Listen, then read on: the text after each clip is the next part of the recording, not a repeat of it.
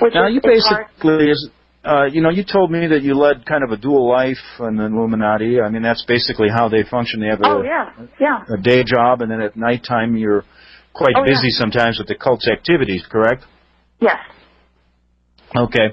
What I wanted to get into, if you were talking about these groups. I remember I mentioned to you, you said you had meetings 3 times a week, and I said, well, what about if I wanted to go and visit, and maybe do a story about them? What would happen, or would I be able to find one of these meetings that were going on where in your area of Escondido? Well, no, because of the security measures. And you really don't want to show up unannounced at a meeting if you could get through their security, because chances are you would never make it out alive. Let's just say that a sudden auto accident would occur and be reported in the papers. Unfortunate accident, man accidentally runs into tree. I mean, I'm serious. But the security that they have during group meetings is so intense that it would be very difficult. They have security at the 1 mile perimeter, the 3 mile perimeter, and the 5 mile perimeter. They have 3 people assigned. Usually one's like up in a tree where you can't see him at the 5 mile perimeter, and then you have one person who's standing who looks like a security guard for this state, because these are often large, wealthy states, which is appropriate, and he's dressed in the uniform. And the third person's standing hidden behind a tree. As cars come through, and they come through the gates, because remember these are gated estates.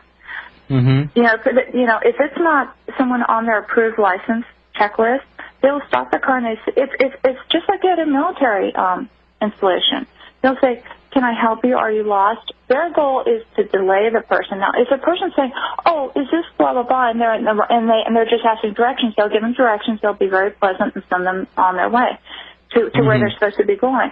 But if they are acting as if they want to go further into the state, and this is not an okay person, then the person, they will say, all right, well, let's either say he's not expecting you. That's a code word. That tells the person either up in the tree, hidden, or else hidden further back. They radio ahead and they say, unexpected visitor. At that point, everyone has been trained to pick up and leave immediately within 5 minutes. No traces of the activity. So this is some of the methods they go through so you don't get caught. I know that you wrote an article about why the cult doesn't get caught, and that's pretty specific. I mean, you have so much stuff here, and we can't get into it all in 2 hours. So please pick and choose what you think is most important. But I found that to be interesting, why the cult doesn't get caught. Is there anything in just a brief time you could explain to us that? Well, their security, their money, their influence. Some of these people even own newspapers. Imagine trying to get a article published, disclosing. There's a lot of reasons why they don't get caught, because that's the first thing people ask. But then my next question is, how many child pornographers are out there that the police have been chasing for years and have never found or caught? Correct. And they're not even members of a secret organization. They're just trying to hide, So when now you think about... Okay. Yeah. You are a mid-level person in this organization, a head trainer. We're going to get into those specifics in the next hour. But, what did you learn about the infiltration of this group into all of our different areas of government, media? They're basically at the high levels of most of our financial institutions also, correct? Yeah. And that is a great way to pursue their goal. And I guess I got to ask you this: how come things are moving a little bit faster in America now? I remember back in the '80s when I was confronted with this. When I came back home, I didn't really see this kind of New World Order movement, all this different symbolism that you see now. What is going on, just for our listeners, right now? Why are things stepped up since 9/11? I believe it's because they can see the fulfillment of their goal of.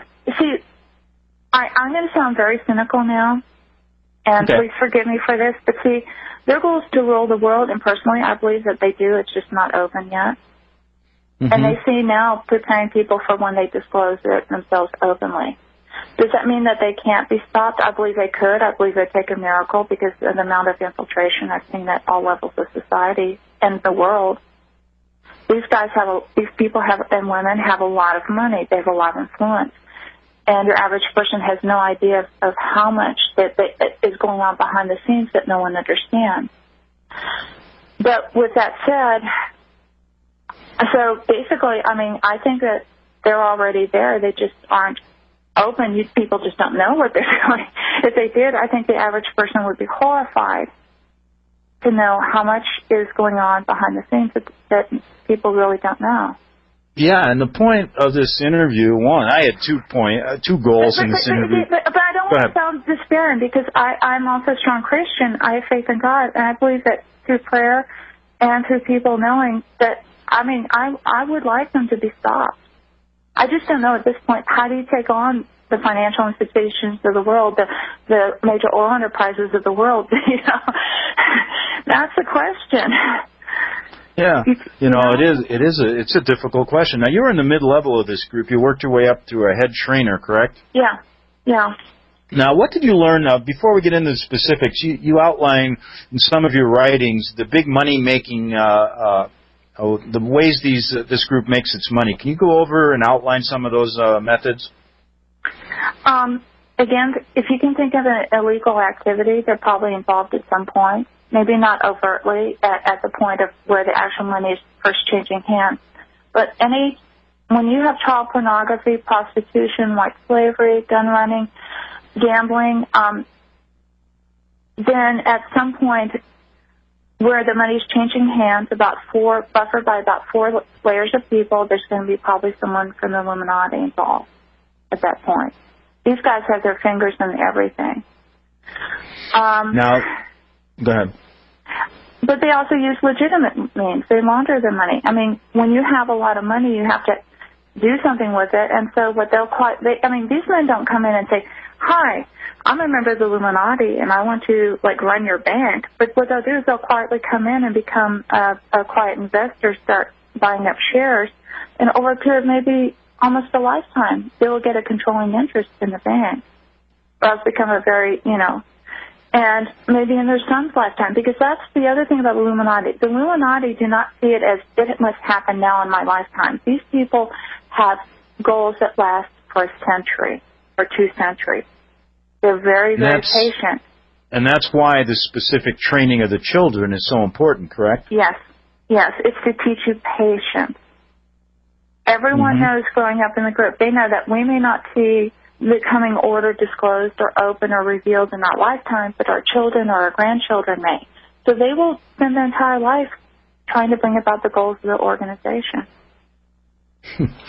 Incredible. So now you're in the mid-level, and I can see now where they use the programming techniques, the different mind control techniques. Yeah. We had a minute before the break, just kind of what our interest about how what your specific role was.